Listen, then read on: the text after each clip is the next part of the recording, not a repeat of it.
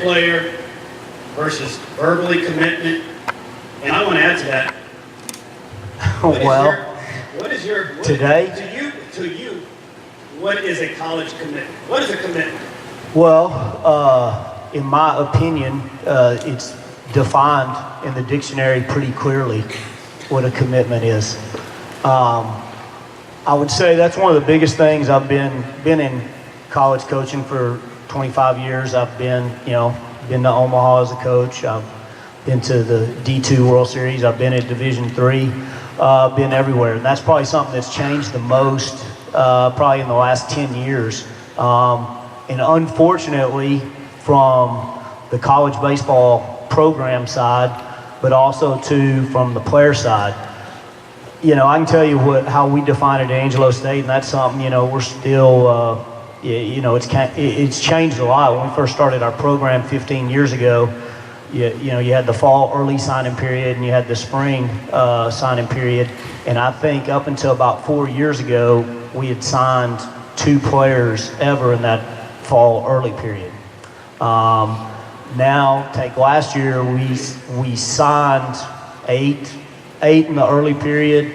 I believe all 8 of those were committed by June or July of the summer before they start their senior year. So my advice is, again, for schools and for parents and players, your word is something that goes with you for the rest of your life.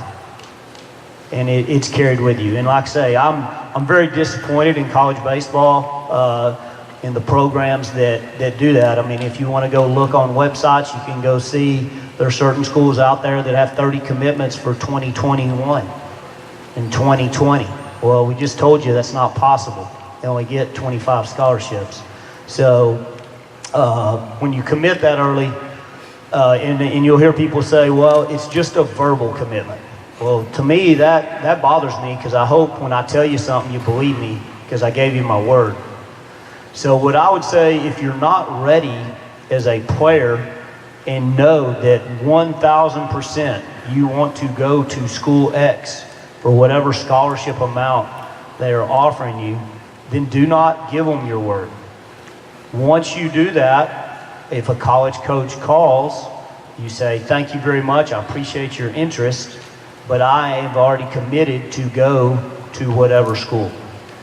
The definition of commitment is becoming, I sort of relate it to marriage. I get married, but I'm